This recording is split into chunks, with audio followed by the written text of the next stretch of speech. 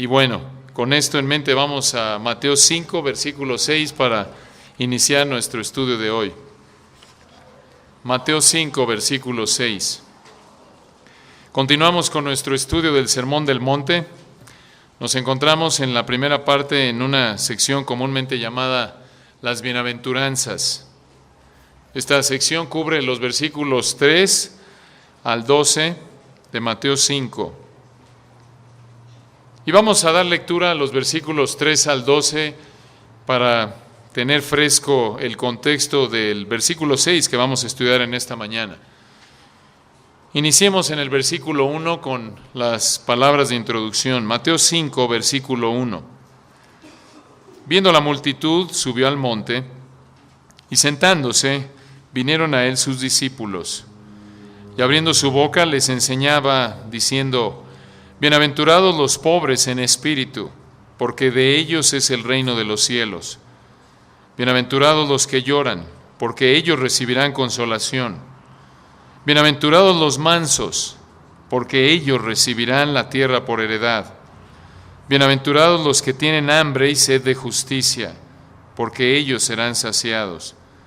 Bienaventurados los misericordiosos, porque ellos alcanzarán misericordia.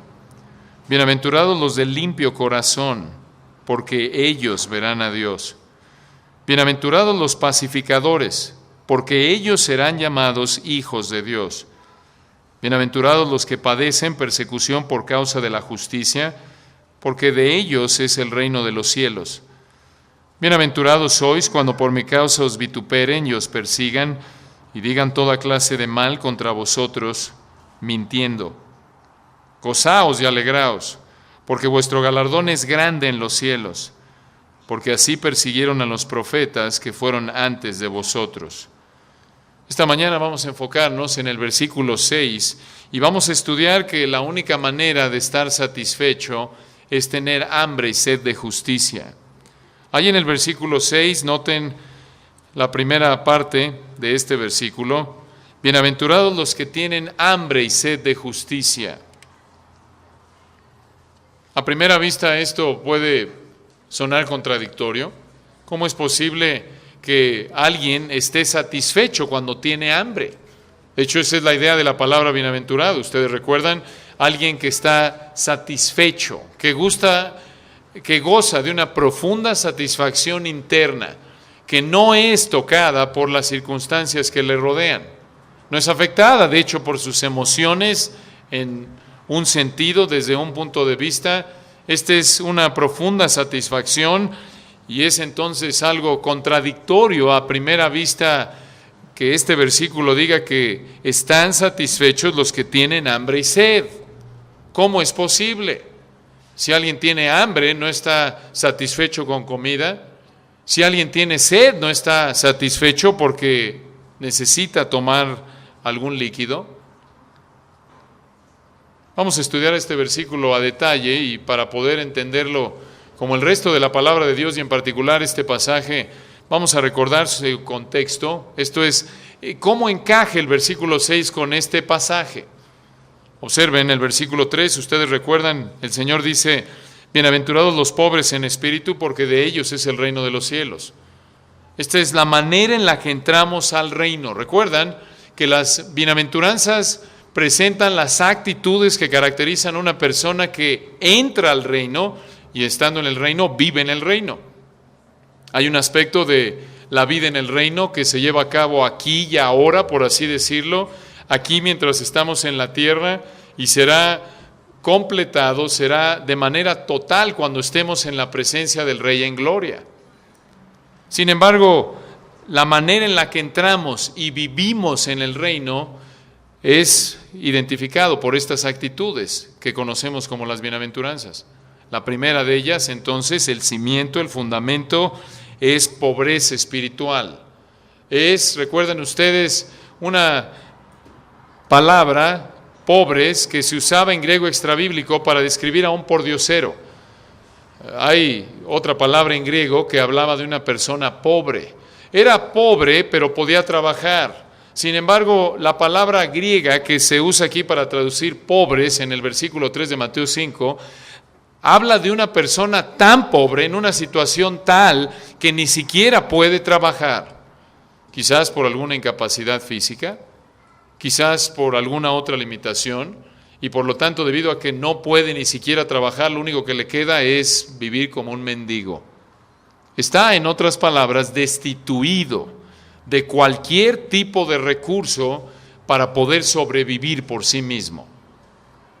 En términos espirituales, ahí en Mateo 5:3, cuando el Señor dice, bienaventurados los pobres en espíritu, es claro a lo que el Señor apunta.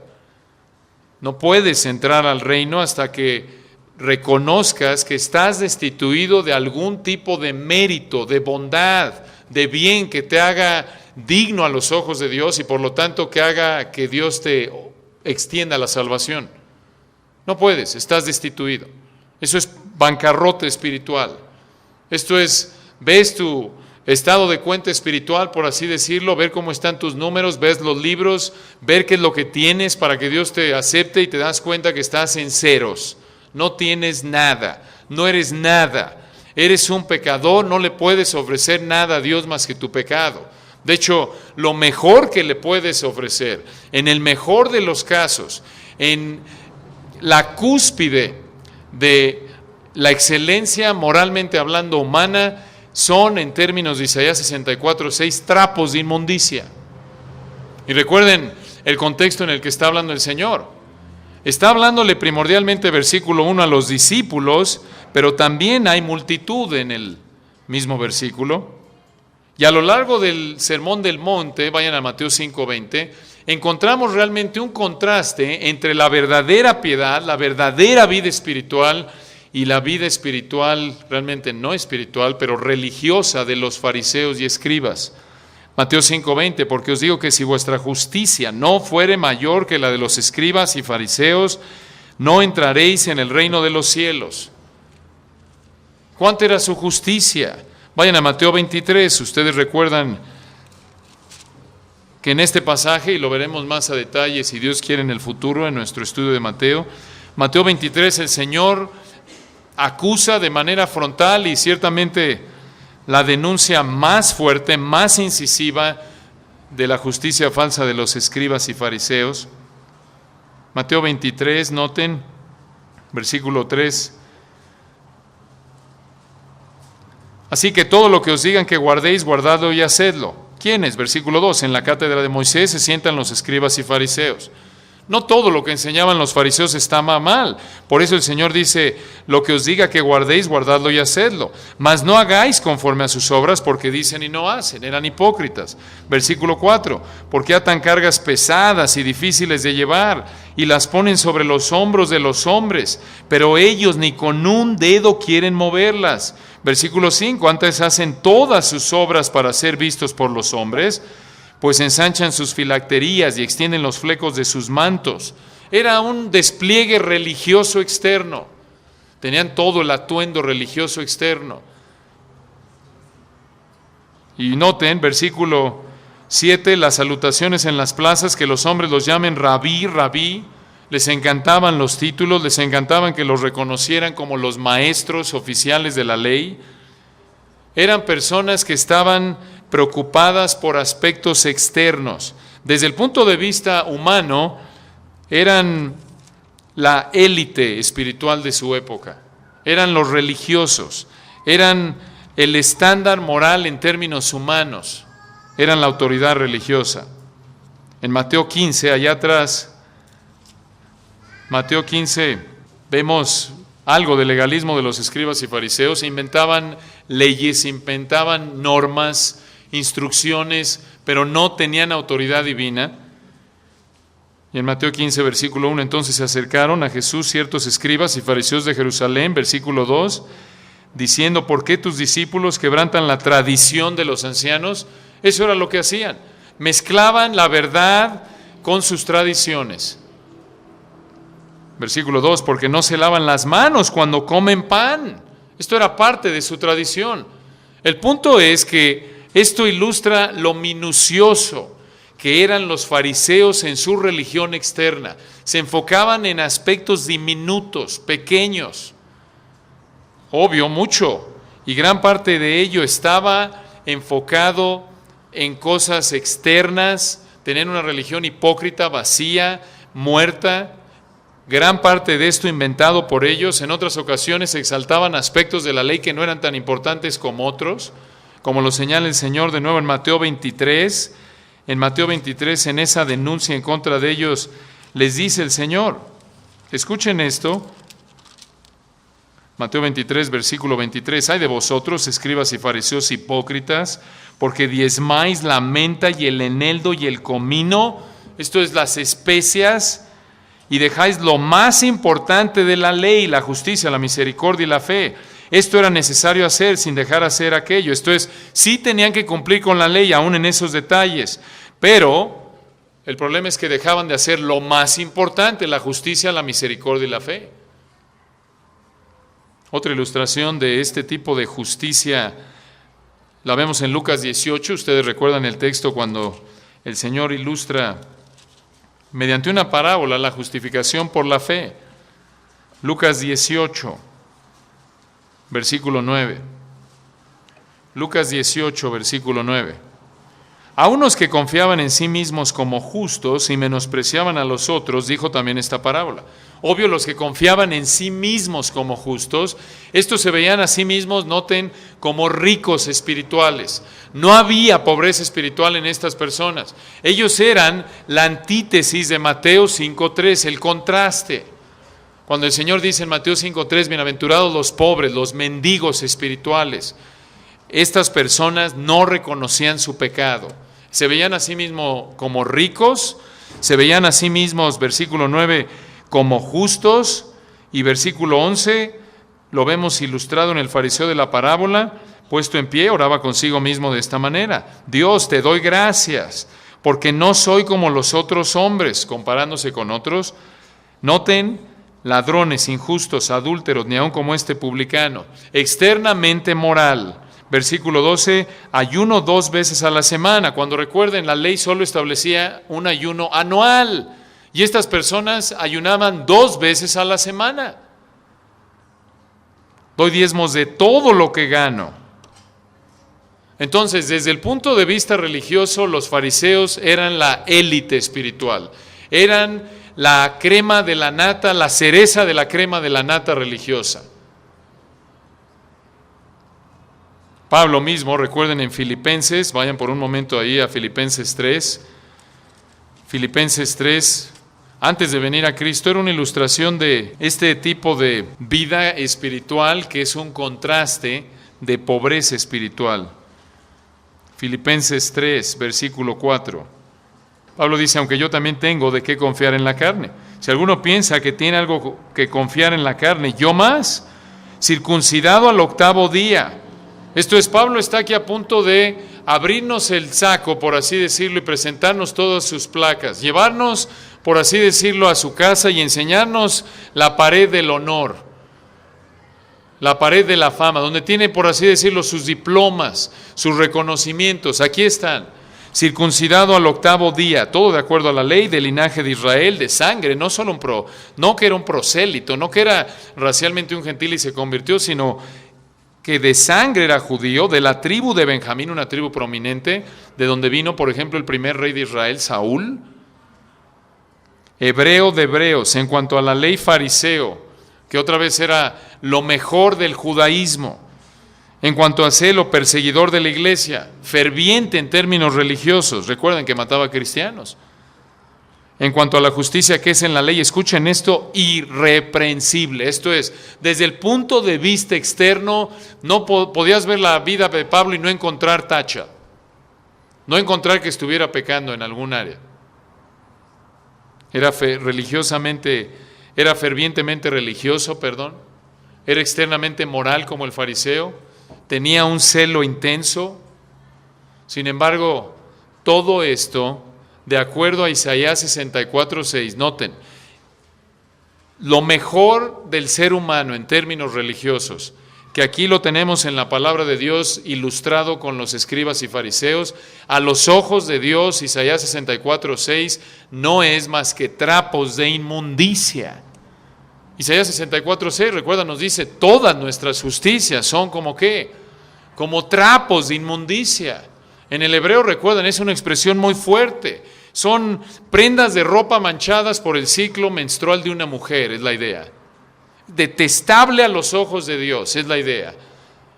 Y otra vez, en el caso de los fariseos, lo mejor de los hombres, el ser humano en el ápice de su religión, en el clímax, en la cumbre, lo mejor en términos externamente morales, religiosos, no es a los ojos de Dios más que detestable.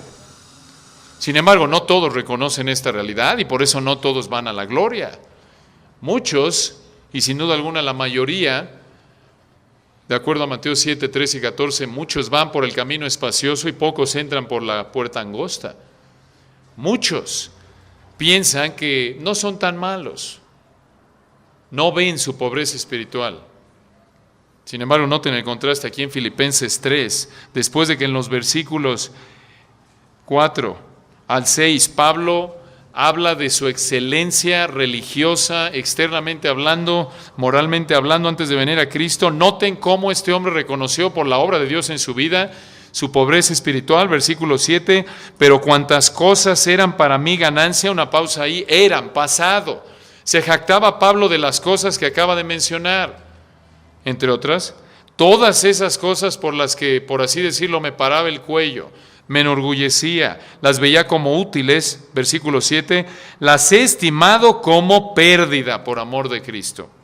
Versículo 8, y ciertamente aún estimo todas las cosas, escuchen, como pérdida por la excelencia del conocimiento de Cristo Jesús, mi Señor, por amor del cual lo he pedido todo y lo tengo por estiércol en el griego. Inservible. Esto es pobreza espiritual. Pablo veía todos sus logros religiosos, todo aquello que lo motivaba a vivir, para lo que vivía, por lo que se jactaba, se paraba el cuello, y dijo, eso es como excremento. Es la idea en el griego, esa basura. Reina Valera 60. Y así es contigo. No vas a poder entrar en el reino hasta que no te veas como un mendigo espiritual, hasta que no veas todos tus títulos, logros, y todo aquello por lo que te jactas, aún tu moralidad externa y algún tipo de ferviencia religiosa, hasta que no reconoces que eres un pecador, que no tiene nada que ofrecerle a Dios, que eres un mendigo. Y lo único que puedes hacer, por así decirlo, es estirar la mano a Dios y pedirle misericordia. Si no, no vas a entrar al reino. ¿Cómo lo sabemos? Regresen a Mateo 5, versículo 3. Bienaventurados los pobres en espíritu, esto es los mendigos, porque, recuerdan, de ellos, y en el griego enfático, únicamente de ellos es el reino de los cielos. En otras palabras, no hay persona que no entre como mendigo espiritual al reino. Si no has llegado al punto de reconocer tu pecaminosidad, y de nuevo, ninguno de nosotros en el momento de la salvación entiende a detalle todas las implicaciones, a profundidad, lo profundo, lo pecaminoso que somos. Sin embargo, debe haber un sentido de pecaminosidad, un sentido de que no puedes ofrecerle nada a Dios más que tu pecado, que no hay nada en ti que te haga digno de recibir el cielo. Ni un matrimonio externamente moral, ni una vida laboral intachable en términos externos te hace digno del reino, nada. Entonces, versículo 3, ves tu bancarrota espiritual, tu pobreza espiritual, que te lleva a depender de manera total de la misericordia de Dios. Y esto, a su vez, te lleva al versículo 4, a tener una tristeza profunda por tu pecado. Esa pobreza espiritual de ser confrontado por el estándar perfecto de Dios, de santidad absoluta, y ver que no puedes, no llegas, no alcanzas, te lleva a llorar por tu pecado. Y te lleva a llorar en términos de agonía. Recuerden que es una profunda tristeza interna que puede o no manifestarse en lágrimas externas. Hay una profunda tristeza que te lleva, escucha, a dejar tu pecado. Son las lágrimas del arrepentimiento. Y eso entonces, versículo 5, te lleva a estar preocupado no por tus intereses, sino por los de otros, por honrar a Dios. Has visto tu bancarrota espiritual, has llorado por tu pecado, te lleva a dejarlo, y esto te lleva al versículo 5, a ser manso. Y ahora en el versículo 6, noten, Buscamos la solución a nuestro pecado, a nuestro orgullo. Entras al reino así, vives en el reino así. Nota, esto no termina en la salvación. Si eres un cristiano genuino, vas a vivir en Mateo 5, 3 al 12 el resto de tu vida, hasta que estés en la gloria. Vas a vivir consciente de tu pecaminosidad, y conforme más maduras en el Señor, más pecado vas a ver. Como Pablo en Romanos 7. Más intensa va a ser la lucha entre el deseo por honrar a Dios y la facilidad con la que cedes a tu pecado. Y más intensa va a ser la lucha porque ves más orgullo, más suciedad, más podredumbre. Y por eso, versículo 6, tienes hambre y sed de justicia. Ahora, para estudiar a detalle este versículo, vamos a hacerle dos preguntas al texto. En primer lugar, ¿qué quiere decir tener hambre y sed de justicia? Y en segundo lugar, ¿por qué estás satisfecho al tener hambre y sed de justicia? Noten entonces, en primer lugar, versículo 6, ¿qué quiere decir? Ya vimos que bienaventurados es satisfechos. Noten aquí en particular los que tienen hambre. Una pausa ahí. En el Nuevo Testamento esta palabra hambre en griego se puede usar de manera literal para hablar de un deseo intenso por comer. Por ejemplo, allá atrás en Mateo 4, acompáñenme un capítulo atrás, Mateo 4, versículo 2, es la misma palabra en griego que se usa en el contexto de la tentación del Señor. Mateo 4, 1, entonces Jesús fue llevado por el Espíritu al desierto para ser tentado por el diablo. Y en el 2, y después de haber ayunado 40 días y 40 noches, tuvo hambre. Esa palabra que se traduce hambre aquí es la misma palabra griega que se usa en Mateo 5, 6 para hablar de hambre y sed de justicia. Ahora noten, después de no haber comido por 40 días, el Señor no tenía el tipo de hambre que tú tienes cuando desayunaste a las 8 de la mañana y son las 4 y no has comido nada, sino que tenía un deseo intenso por comer. Es un deseo consumidor. Y obviamente esto exalta la santidad de nuestro Señor frente a la perversidad de Satanás en el momento de la tentación. Se encontraba, recuerdan, en un momento sumamente vulnerable. Pero esta palabra, regresando a Mateo 5, 6, que se traduce hambre aquí, no solo se usa de manera literal, como allá atrás en Mateo 4, 2, sino también se usa de manera figurada. Esto es, no de hambre literal, sino para hablar de un deseo intenso. Como en este caso el hambre es de justicia. Noten entonces, versículo 6, no solo hay hambre, sino también sed. Sed. Al igual que el hambre, en el Nuevo Testamento esta palabra griega se usa de manera literal. Por ejemplo, en Mateo 25, 35, acompáñenme ahí por un momento. Mateo 25, aquí el Señor está hablando de el juicio de las ovejas y los cabritos. Mateo 25, versículo 35, está diciendo lo que caracterizaba a las ovejas. Versículo 35, porque tuve hambre y me disteis de comer. Escuchen, tuve sed y me disteis de beber. Ahí la palabra sed se usa de la misma manera que en Mateo 5, 6, versículo 37. Entonces los justos le responderán diciendo, Señor, ¿cuándo te vimos hambriento y te sustentamos, o sediento y te dimos de beber? Versículo 42, porque tuve hambre y no me disteis de comer, tuve sed y no me disteis de beber. Entonces, la idea aquí es literal, es el deseo, podríamos llamarle físico, por beber un líquido. Se usa entonces de manera literal, pero regresando a Mateo 5, 6, también de manera figurada, como en el caso del hambre, y aquí de nuevo, en Mateo 5, 6, es figurada, se refiere a un deseo intenso. Digamos, el deseo que tiene una persona que tiene un hambre profunda por comer, es el deseo que tiene una persona por justicia. Así como cuando alguien tiene mucha sed, un deseo intenso, no ha bebido líquido por tiempo, quiere tomar algo, la idea es, ese tipo de deseo es lo que caracteriza a una persona que anhela la justicia, es un deseo profundo, intenso.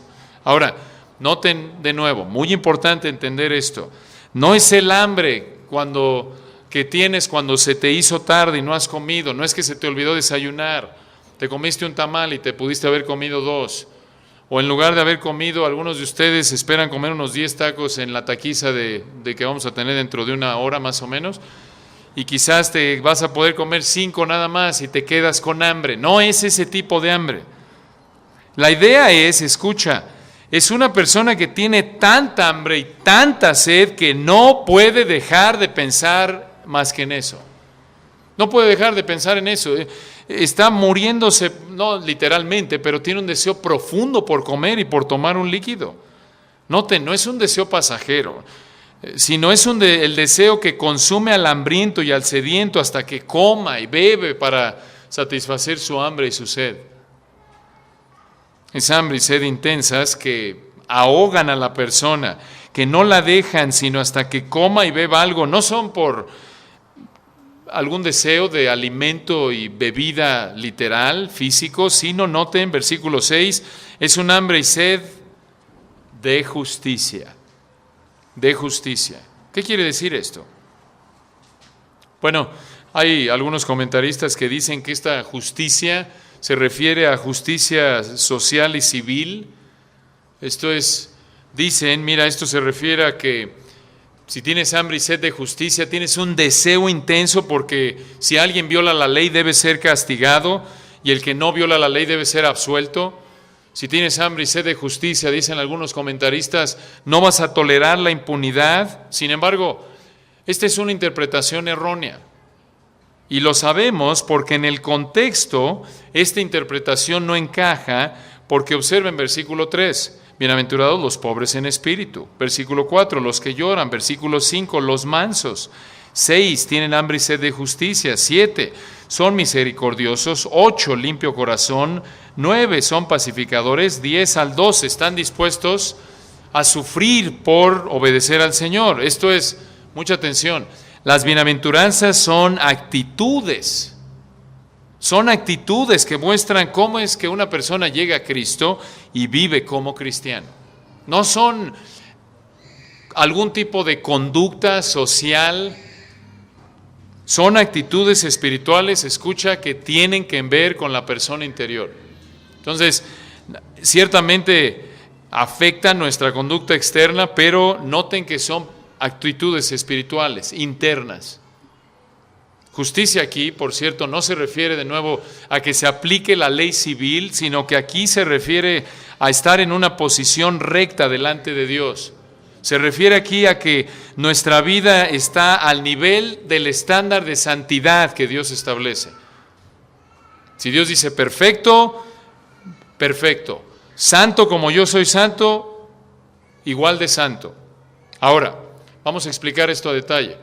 Cuando dice aquí el Señor, bienaventurados los que tienen hambre y sed de justicia, esa justicia se refiere específicamente a 2 aspectos. Sí tiene que ver con nuestra posición delante de Dios de rectitud, pero podemos verla en 2 categorías, 2 áreas. En primer lugar, podemos hablar de lo que conocemos como justicia posicional y en segundo lugar, lo que conocemos como justicia práctica. Ahora, hablemos por un momento de ambas. En primer lugar, la justicia posicional. ¿Qué quiere decir eso? Bueno, esto se refiere a que Dios declara justo al pecador, basándose en la persona y obra de Cristo. Esa es la idea. Dios declara justo al pecador cuando viene a Él en arrepentimiento de su pecado y fe en el Señor Jesucristo. Esta es la justicia de la que habla, recuerdan, 2 Corintios 5:21. Al que no conoció pecado, por nosotros le hizo pecado, ¿recuerdan? Para que fuésemos hechos justicia de Dios en Él. Es una justicia posicional. Si tú has venido a Cristo, Dios te ha declarado justo, recto delante de Él, no eres culpable. Es un término legal, por así decirlo. Ahora, ¿cómo es posible esto? Romanos 3, 10 al 18 nos dice que no hay justo ni aun uno, ¿recuerdan? No hay quien entienda. Todos somos muertos espirituales. ¿Cómo es posible? Interesante esto. ¿Cómo es posible, y de hecho asombroso, que un pecador, quien no busca a Dios, sino por el contrario es enemigo de Dios, no quiere saber nada de Dios en los términos de Dios, le encanta el pecado, lo busca, es totalmente insensible a las cosas espirituales, tanto como un muerto en términos físicos a cualquier estímulo externo. ¿Cómo es posible que esa persona tenga un deseo tan fuerte como el de una persona hambrienta y sedienta, un deseo tan intenso por buscar el perdón de Dios, ser salvado del pecado y sus consecuencias? ¿Cómo explicamos eso? ¿Cómo puede un muerto en el área física tener hambre y sed? Eso es imposible, ¿no es cierto? De la misma manera, en términos espirituales, es imposible que cualquier persona pueda por sí sola tener hambre y sed de justicia, esto es, tener deseos de ser liberado del pecado, anhelar el perdón de Dios. ¿Cómo puede suceder esto? Habiendo escuchado la palabra de Dios, el Espíritu te muestra que eres pecador como una persona que ha venido a los pies de Cristo. Y por cierto, así sucede con toda persona que realmente viene a Cristo. Escucha el Evangelio, el Espíritu le muestra que es pecador, que ha desobedecido al que debió haber obedecido, le muestra su culpabilidad, condenación, y produce en él un deseo intenso por rectificar su relación con Dios, lo hace anhelar el perdón de Dios, escucha, con un fervor semejante al de una persona hambrienta y sedienta. Entonces el Espíritu Santo, a través de la palabra, lo hace ver que lo que más necesita es ser salvado de su pecado y tener una relación correcta con Dios. Y le muestra cómo puede un pecador estar en una relación correcta con Dios. ¿Cómo? Justicia por la fe en la persona y obra del Señor Jesucristo. Y se aferra a ello. Y Dios salva a este pecador que se arrepiente de su pecado y cree en el Señor Jesucristo sin obra alguna, de una manera inmerecida, inmediata. Pero escucha, esta es la justicia posicional. El hambre y la sed no terminan ahí. Una vez que Dios ha salvado al pecador, escucha, ahora el hambre y la sed son en segundo lugar, justicia práctica. Ahora la persona que ha sido salvada anhela pensar, actuar, hablar, vivir de manera obediente a Dios. Anhela la obediencia a Dios en toda área de su vida. Realmente es la misma idea que Pablo, lo acabamos de ver en el pasaje de Filipenses 3. No llegamos ahí, pero acompáñenme a Filipenses 3, 12 al 14. Filipenses 3, 12 al 14. Ustedes recuerdan, acaba de explicar cómo era antes de venir a Cristo. Dios abrió su entendimiento y esto hizo posible que él viera que todo lo que consideraba ganancia antes de venir a los pies de Cristo era basura. Ya es salvo, recuerden, Filipenses 3, 4 al 6, habló de sus logros. Versículo 7, cuantas cosas eran para mí ganancia las he estimado como pérdida por amor de Cristo. Ya es creyente, ya ha sido justificado. Versículo 9, ser hallado en Él, no teniendo mi propia justicia, que es por la ley, sino la que es por la fe de Cristo. La justicia que es de Dios por la fe, esa es justicia posicional. Versículo 10, noten esto, a fin de conocerle y el poder de su resurrección y la participación de sus padecimientos, llegando a ser semejante a Él en su muerte, si en alguna manera llegase a la resurrección de los muertos. Escuchen versículo 12, está hablando un hombre justificado posicionalmente hablando, ha sido declarado justo por Dios, Dios lo ha perdonado, es salvo, va al cielo, tiene la gloria asegurada, es un ciudadano del reino, este es un poseedor del reino de los cielos, este es uno como los que el Señor describe en Mateo 5:3, que ha entrado al reino de los cielos en pobreza espiritual. Este mismo hombre, versículo 12, noten que por cierto, escribe estas palabras después de 3 décadas de ser apóstol, de ser creyente. Y escuchen lo que dice, no que lo haya alcanzado ya, ni que ya sea perfecto, sino que prosigo por ver si logro hacer aquello para lo cual fui también nacido por Cristo Jesús. Versículo 13, por si quedó duda alguna, hermanos, yo mismo no pretendo haberlo ya alcanzado, pero una cosa hago, olvidando ciertamente lo que queda atrás y extendiéndome a lo que está adelante. Versículo 14, prosigo a la meta, al premio del supremo llamamiento de Dios en Cristo Jesús. ¿Cuál es ese premio? Semejanza a Cristo en toda área de su vida. Pablo, noten lo que está diciendo versículo 12, no lo he alcanzado ya, todavía no soy perfecto, todavía no estoy en términos prácticos donde debo estar, a ese nivel de perfección del cual habla el Señor en Mateo 5:48. Sed pues vosotros perfectos como vuestro Padre que está en los cielos es perfecto. Primera de Pedro 1:16, sed santos como yo soy santo. Pablo dice, mira, yo he sido justificado, ya lo que tenía antes por ganancia, lo que era de valor para mí antes, ya lo tengo por inservible, basura. Ya es justificado, ya ha sido declarado justo, ya tiene la gloria asegurada, pero ahora prácticamente, por la obra del Espíritu en su vida, anhela la santidad en todo lo que piensa, dice, hace. Antes de ser salvo, entonces, la persona creyente, por la obra del Espíritu en su vida, anhelaba la justicia posicional, anhelaba ser reconciliado con Dios, anhelaba que Dios perdonara su pecado, que estuviera bien con Dios, y ahora anhela la justicia práctica. Anhela y tiene hambre y sed de ser obediente. Esta persona que ha sido justificada, que ha sido declarada justa, ahora desea, sobre cualquier otra cosa, anhela fervientemente que sus sentimientos, sus pensamientos, palabras, conducta, en todo, honre a Dios. Un ejemplo de esta hambre y sed de justicia lo vemos en el escritor del Salmo 119. Acompáñenme ahí por un momento. Salmo 119 y noten el versículo 20. Salmo 119. Ustedes recuerdan que esto muestra la prioridad de la palabra de Dios en la vida del creyente. Salmo 119, noten el versículo 20. Quebrantada está mi alma de desear tus juicios en todo tiempo. Una pausa ahí, recuerden que aquí el salmista usa diferentes palabras para hablar de las Escrituras, de la palabra de Dios. Usa los términos ley, testimonios, mandamientos, estatutos, dichos, juicios, palabra, ordenación. Entonces, aquí cuando habla de juicios, en el versículo 20, se refiere a la palabra. Está diciendo, quebrantada está mi alma. Esto muestra un deseo intenso. Versículo 40. He aquí, yo he anhelado tus mandamientos. Vivifícame en tu justicia. Noten el versículo 131, la misma idea. Mi boca abrí y suspiré, porque deseaba tus mandamientos. Noten la idea de deseo intenso.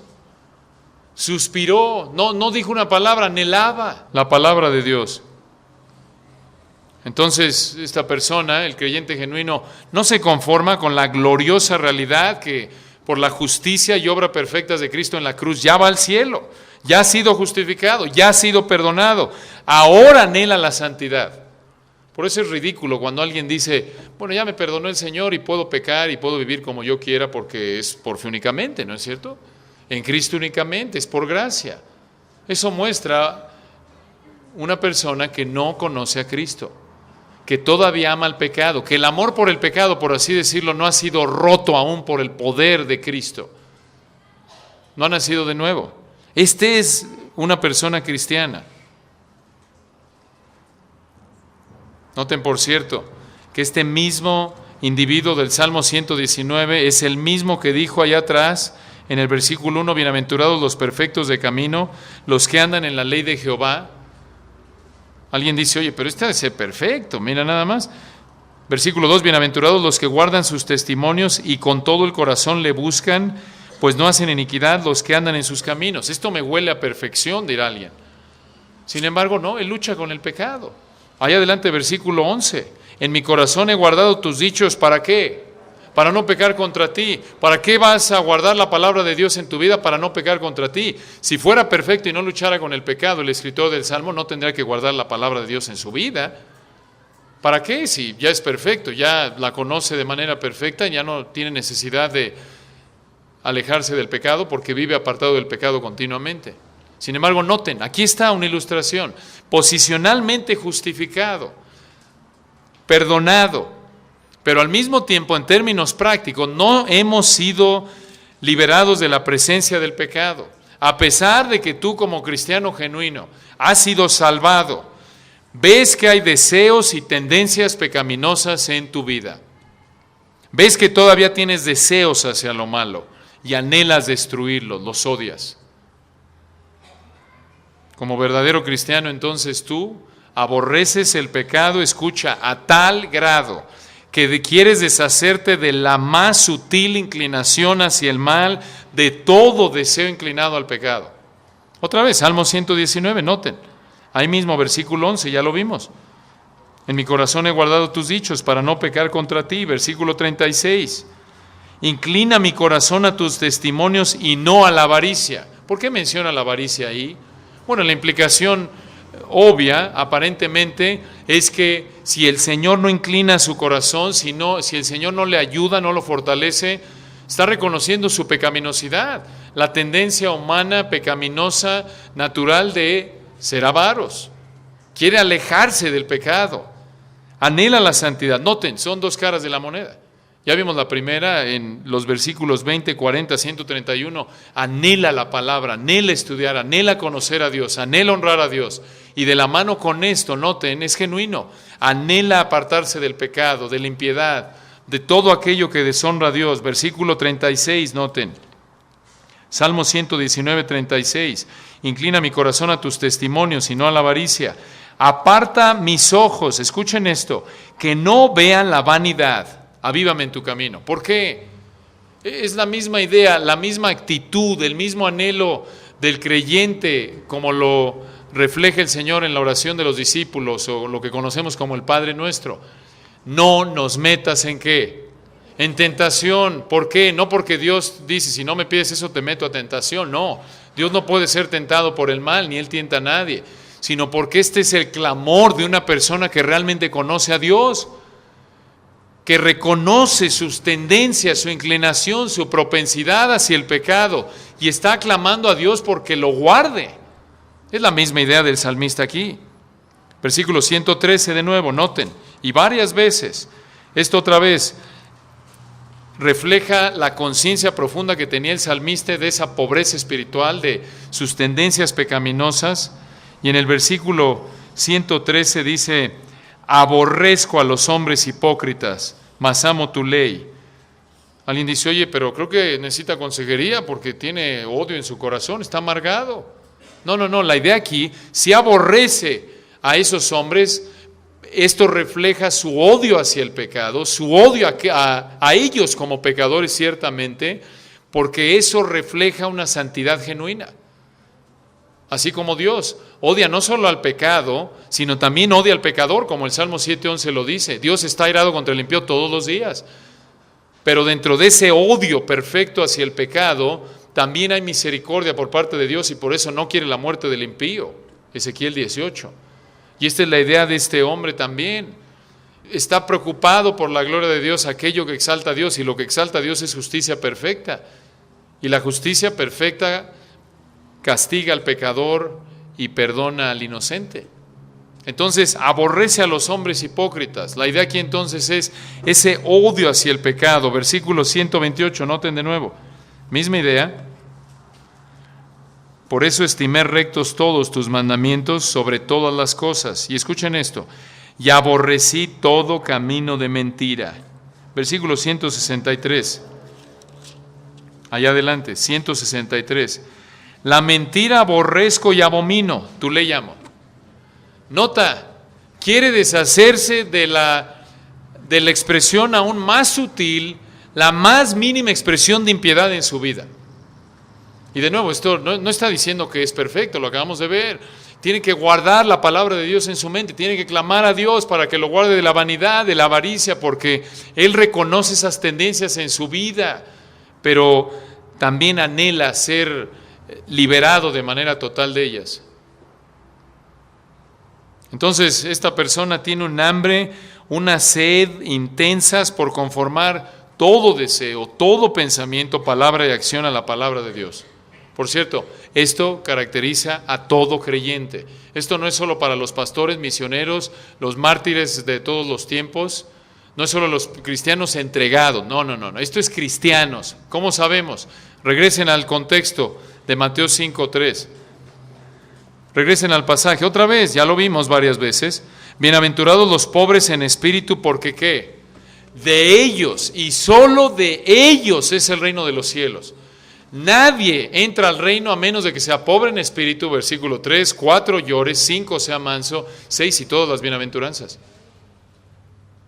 No son obras, simplemente son, escucha, manifestaciones de la obra del Espíritu Santo en la vida de una persona. ¿Por qué? Porque todos, por naturaleza, sin Cristo somos cadáveres espirituales.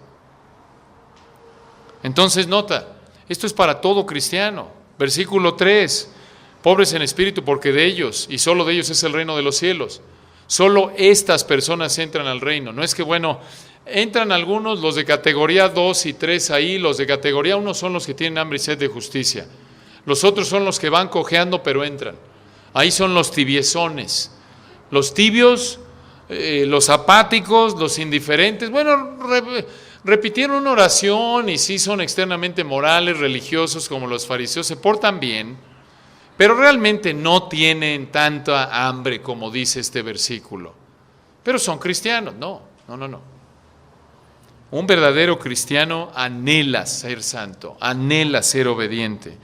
Este es el enfoque primordial de sus deseos. No hay algo que quiera tanto como esto. Mucha atención aquí, muy importante. Así como una persona, como un hambre intensa, una sed intensa, no puede dejar de pensar primordialmente en nada más que comida y bebida, en términos de satisfacer su hambre y sed, así también, más que el dinero, la salud o aún las bendiciones de ser obediente, más que el gozo, lo que más anhela esta persona es ser santo, ser obediente a la palabra de Dios en todo rincón de su vida.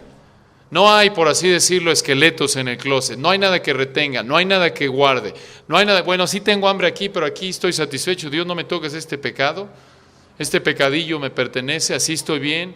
Tú sabes que me cuesta trabajo, Señor, pero como me gusta aquí.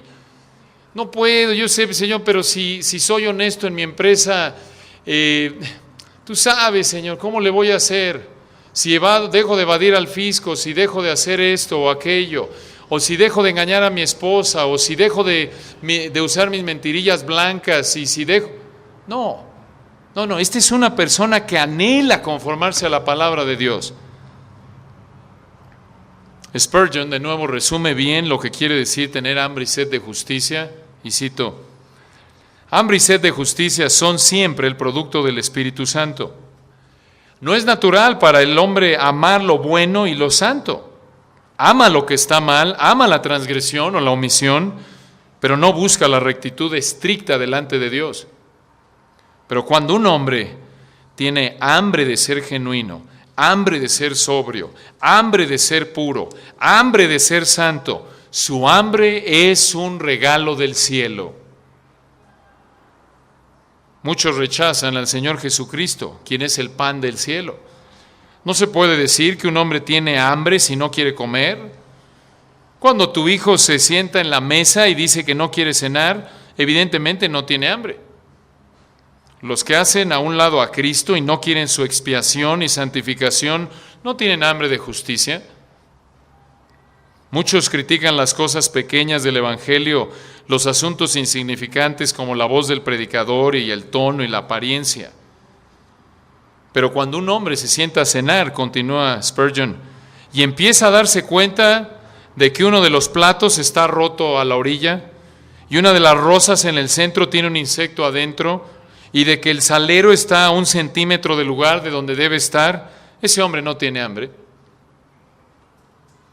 Trata con un trabajador pobre, o mejor aún su esposa e hijos, y se comerán la carne sin mostaza y el pan sin mantequilla.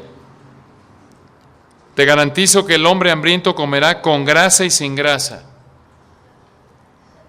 Si los hombres realmente tuvieran hambre de la verdad, la predicación no estaría sometida con tanta frecuencia a comentarios tontos.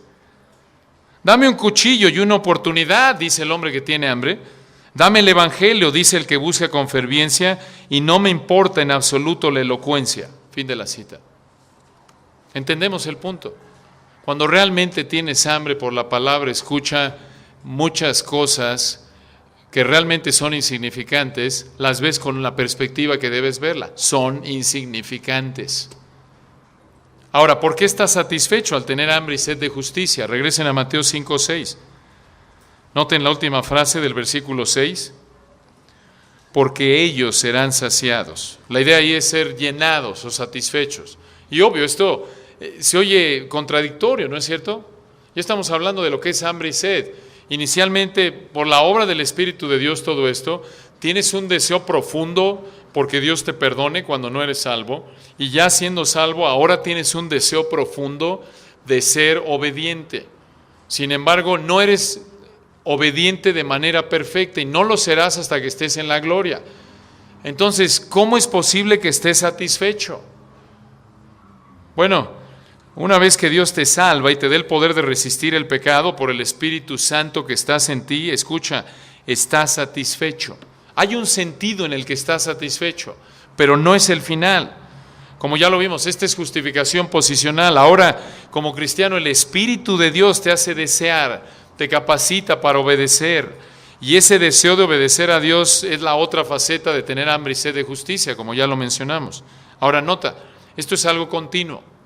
Conforme pecas menos y obedeces más, conforme creces espiritualmente, estás más y más satisfecho y al mismo tiempo tu hambre y sed de justicia crece más y más, porque ves más pecado en tu vida, ves que todavía estás muy lejos de donde debes estar, como dijo Pablo, todavía no lo has alcanzado y todavía estás insatisfecho. Entonces nota, hay una satisfacción desde el punto de vista de que te llena de gozo ver que por la obra del Espíritu Santo en tu vida estás en el camino de la obediencia y poco a poco vas obedeciendo más y desobedeciendo menos, obvio conforme eres disciplinado en tu vida, pero al mismo tiempo ves que todavía estás lejos y noten, esto es continuo, ves tu insatisfacción y sigues y este es un proceso de por vida.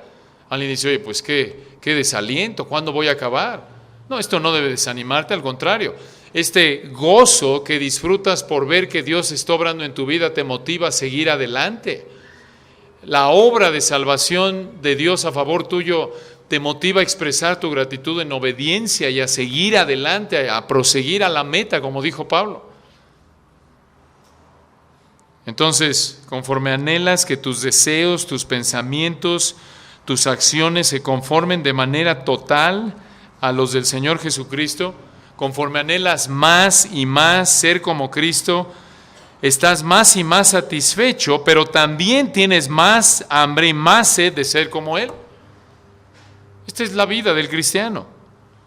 Como el cristiano, dicho de otra manera, escucha, como cristiano, la satisfacción, el gozo de la obediencia te hace anhelarla más.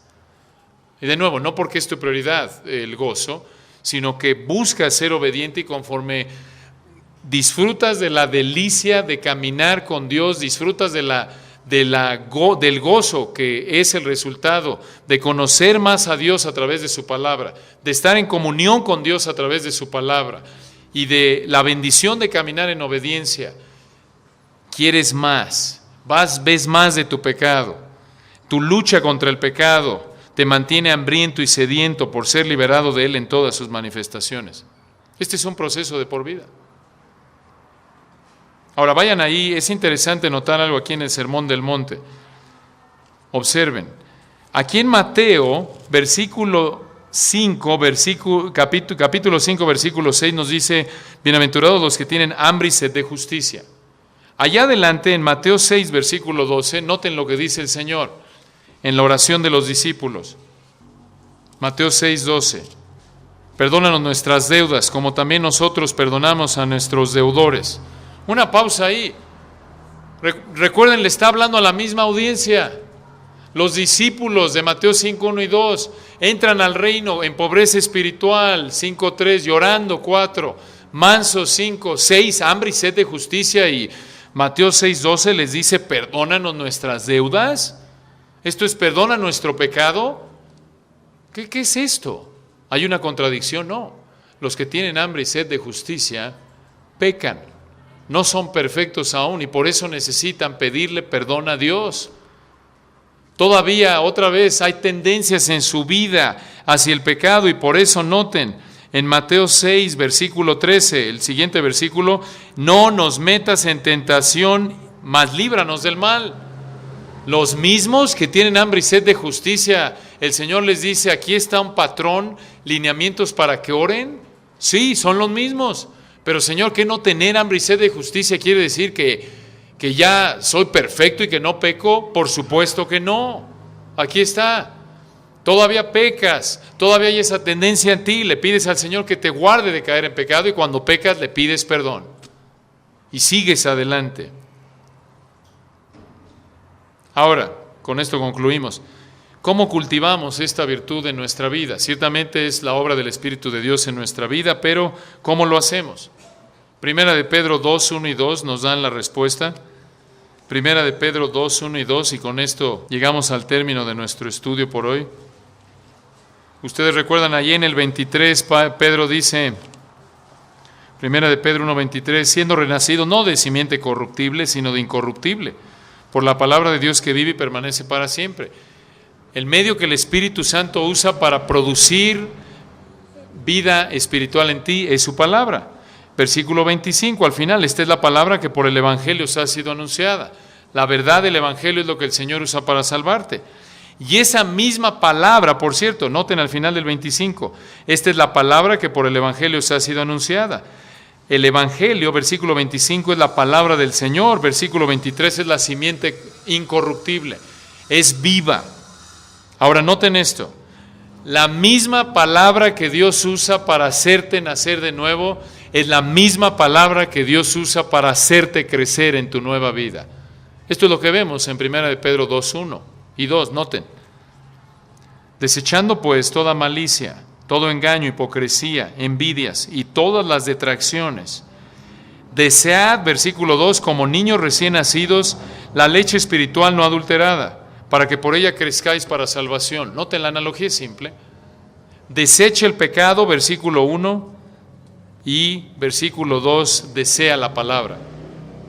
Noten la relación. El pecado afecta negativamente tu hambre por la palabra y la palabra afecta positivamente tu hambre por el pecado. ¿Qué quiere decir esto? Entre más alimentas tu deseo por la palabra, menos alimentarás tu deseo por el pecado y viceversa. Si alimentas más tu deseo por pecar, tendrás menos deseo por obedecer.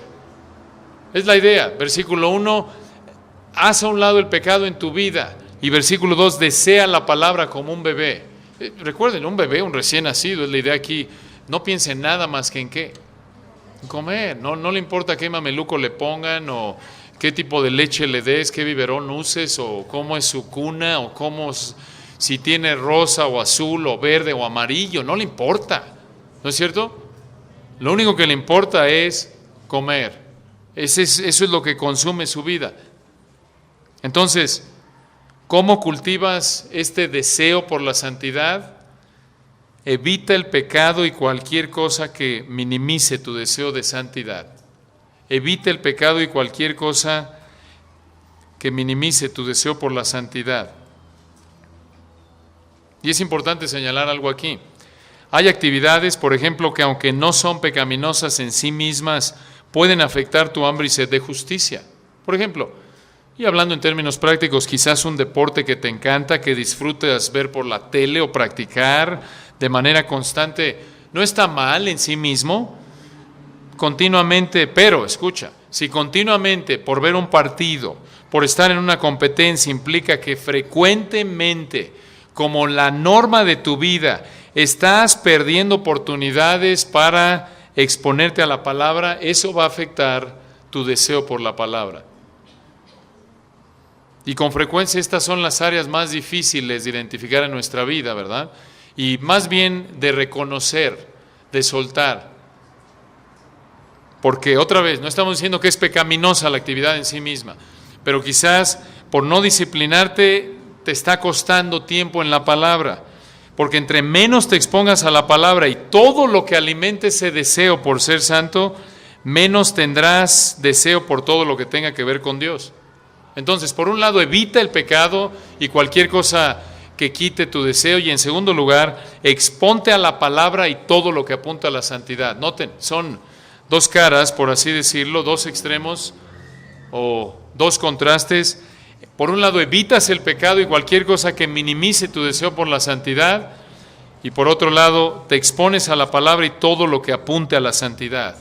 Maneras prácticas, por ejemplo, lee libros que te ayuden a entender la palabra. Quizá te gusta leer novelas cristianas. Bueno, no es pecado en sí mismo, pero otra vez, lee un buen comentario. Eso no te va a ayudar a entender la palabra, es muy probable. Lee libros que te ayuden a entender la palabra, buenos libros, buenos comentarios, escucha estudios, predicaciones que alimenten tu deseo por la palabra. De la mano con esto, cultiva relaciones con personas que te apuntan a la santidad. Recuerdan 2 de Timoteo 2:22, huye de las pasiones juveniles y sigue la justicia, la fe, el amor y la paz con los que de corazón limpio honran al Señor. ¿Qué es eso? Busca cultivar relaciones con personas que te apunten a la santidad. Por cierto, esta es una razón por la que es tan útil, una gran oportunidad, obvio, aquí aprovecho y doy un anuncio, pero por la que los jóvenes, cuando están con otros jóvenes, quizás con mayor madurez espiritual, de otro contexto, no solo es la enseñanza y la música, sino el estarse codeando con otros jóvenes con las mismas luchas, pero al mismo tiempo pueden aprender de cómo cultivar la santidad en su vida. Rodéate de personas que quieren honrar a Dios. Manera práctica aquí, aprovechando el anuncio, ve a la conferencia de jóvenes esta semana. Si tienes 13 a 21, nada más. Otra sugerencia práctica, lee biografías de personas fieles a Dios. Esto te anima a ver cómo Lutero, Calvino y otros a lo largo de la historia, misioneros, han enfrentado diferentes pruebas, cómo han vivido la vida cristiana en situaciones hostiles. Esto te motiva. Entonces, evita cosas que alimenten tus deseos pecaminosos y exponte a cosas que alimenten tus deseos piadosos. Así es como cultivas esta hambre y sed de justicia. Y en el plano terrenal sé que tienen hambre y sed de tacos y refrescos. Entonces, vamos a concluir en oración, vamos a orar por la comida y en un momento les doy unas indicaciones. Oremos juntos. Nuestro Dios, estamos agradecidos por esta mañana. Gracias, Señor, por tu palabra. Gracias por estos principios tan claros, tan útiles, tan necesarios para nuestra vida. Te rogamos, Señor, que uses tu palabra en esta mañana para traer almas a tus pies. Si hay alguien que no te conoce, que está viviendo como fariseo, usa tu palabra, Señor, para que vea su pecaminosidad. En el caso de aquellos que están en el camino de las bienaventuranzas, dale sabiduría para identificar cosas, hábitos, áreas que pueden cambiar en su vida para cultivar un hambre y sed de justicia mayor, más pura a tu palabra. Que seamos honestos, Padre. Ayúdanos en medio de nuestras inclinaciones pecaminosas, a pesar de tener un corazón engañoso y perverso que con frecuencia nos lleva a que nos engañemos a nosotros mismos, porque nosotros escogemos el pecado. Ayúdanos, Señor, a que tengamos la humildad de ver nuestro pecado por lo que es y tomar las medidas que sean necesarias para cultivar la santidad. En Cristo Jesús. Amén.